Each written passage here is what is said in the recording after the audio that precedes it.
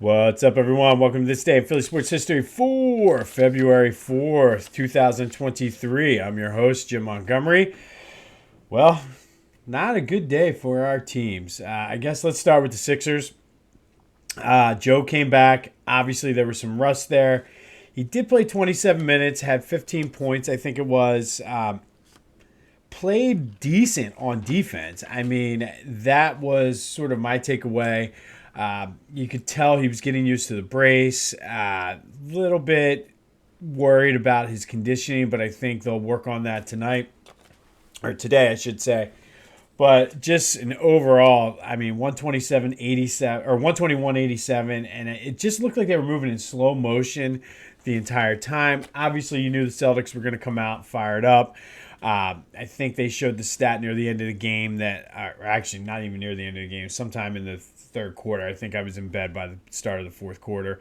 But the home teams that lost game one, now this makes 15 straight that they've won game two after losing game one.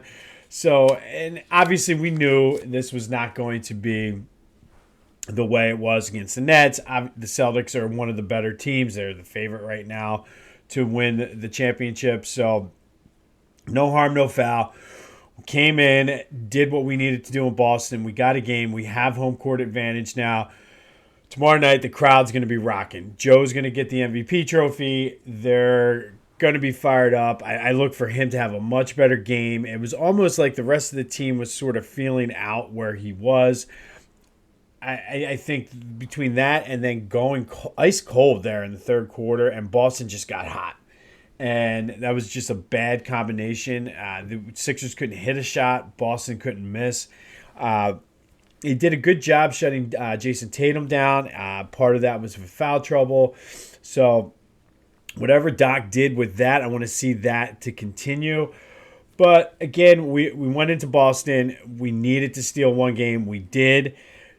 Joe was able to knock some rust off. I did see some people saying, oh, he shouldn't have been playing. He shouldn't have been playing. Wait, I'm glad they played him. And, excuse me, getting that, just feeling it out. In a game that, truthfully, if you're looking at this in the big picture, didn't mean that much. I mean, obviously, you would love to go up 2-0. However, you stole home court advantage. You got the one in Boston you needed. I talked earlier in the week about breaking this series down into smaller chunks.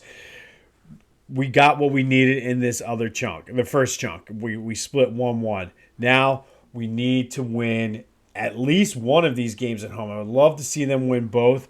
And I think a lot's going to be determined by how they come out Friday. I mean, let's even micro chunk this and just focus right now on game three. Come out. That crowd is going to be rocking. I think the Sixers right now, if I had to bet it, I think it's 1.5 points they're getting. I think I would bet the Sixers to win this outright coming up on Friday night. But we move on. We got the split we needed. Joe knocked the rust off, so let's see where it goes from there. Tough one for the Phils. They were up 5-0 and then ended up blowing it. They let the Dodgers come back. It was 6-5. Bryce sparked that ninth inning 2-out rally, which when they're on, they do a lot of good 2-out rallies. But between their play in the field, giving up untimely hits, allowed the Dodgers to walk the base or get the bases loaded in the ninth, and then walked off with the walk-off grand slam.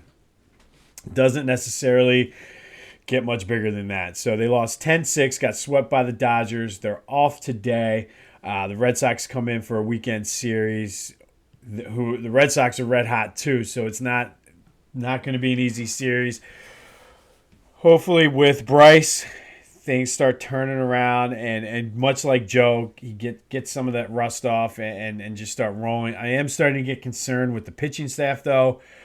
I would like to see that. Ranger Suarez apparently is progressing well, and it's crazy how even during the playoffs, we're like, okay, Ranger, we need you. We need Ranger, but I want to see. I mean, Aaron Nola always has one bad inning. If he could somehow limit that one bad inning, he'd be a lot better. However, it's still relatively early enough in the season that they could get hot and do something. We'll see, and we'll go from there. All right. Today, we're going to switch gears and go to hockey. We're going to go back to the year 2000. And on this day, May 4th, 2000, the Flyers and the Penguins played an epic Eastern Conference semifinal game. It started on May 4th, ended on May 5th, and coming into it, it was a must-win game for the Flyers, who were the 1 seed that year. They were down 2-1 in this series. They ended up winning this game 2-1 in 5 overtimes. That's right, 5 overtimes. Game total took 6 hours, 56 minutes. Keith Primo finally scored the game winner with 12 minutes and 1 second into the 5th overtime period. Brian Boucher, who was a rookie that year, stopped 57 of 58 shots for the Penguins. Flyers would go on to win the next 2. I just remember this game because at school or in my fraternity, we always do a thing we called Pollyanna, where everybody brought a bottle and you just kind of sit and talk and tell stories about the guys that are graduating. For this one, it was my good friend Jay Silverstein and Vasily Barbonis. We had this for them. I just remember good time sharing stories because this was the year before I graduated. So we had a ton of stories together. And we had this game on the background, and we were just like, holy shit, like this game is still going on. It was the only time I feel like we were, like I drank, got pretty drunk, and then sobered up, and then got drunk again during this game. Like that's how long this game was. But I just remember, and then everybody just being like, holy, and like finally, and like they were saying that they were ordering pizza and hoagies and cheesesteaks like in the stadium. Like it was crazy. But Flyers that year, that was the year they would go on to lose to the Devils in the Eastern Conference Finals. In 7 games, the Lindros Scott Stevens hit where they blew the 3-1 lead. So, but on this day, back in 2000, the Flyers beat the Penguins 2-1 in 5 overtimes to tie up that series at 2 games apiece. Flyers actually did win the next 2 games to finally get some rest. But speaking of blowing 3-1 leads, just an update from yesterday. I kind of buried the lead when we were talking about the 80-81 Sixers in that Eastern Conference Final against the Celtics. They were up 3-1 and allowed the Celtics to come back. So I feel like that was a key part of that season that I sort of left out, not necessarily on purpose, but so just adding to that. But today's Sixers playoff spotlight, we're going to go to the next year, 1981-82. That year, the Sixers finished second in the Atlantic Division. They were 5 games back of the Celtics, who were the defending champs. Dr. J led them with 24.4 points per game.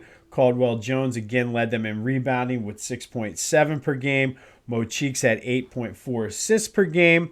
And it was pretty much the exact same team. They had some draft picks come in, but the core of that team was the exact same team as they had the year before.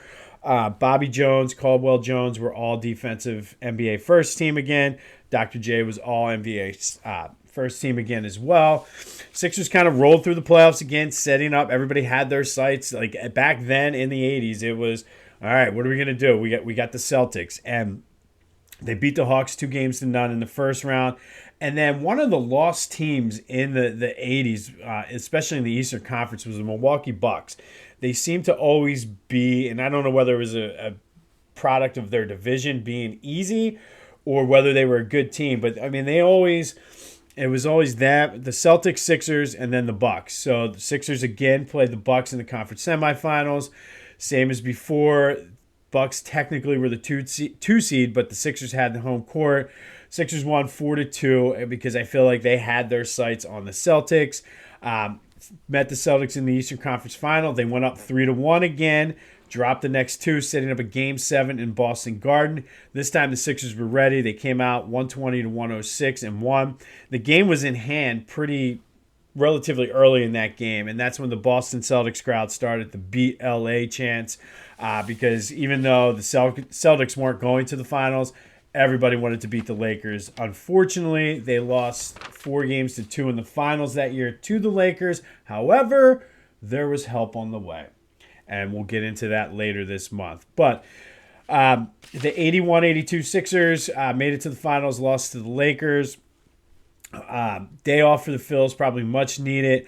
I think day off for the Sixers much needed as well. Hopefully Joe can push it a little bit and get used to that brace. But on this day, the big story was back in 2000, the Flyers beat the Penguins in 5 overtimes in a random weird night that was able to reminisce and share some stories. Got drunk, sober, drunk, and then probably sober again. Whatever it was just a crazy night. One of the greatest hockey games I've ever seen. So this has been This Day in Philly Sports History. I'm Jim Montgomery. Go have yourselves a Thursday. Weekend's fast approaching, but go have yourself I'll get it out. Go have yourselves a Thursday, and until next time, I'll see you when I see you.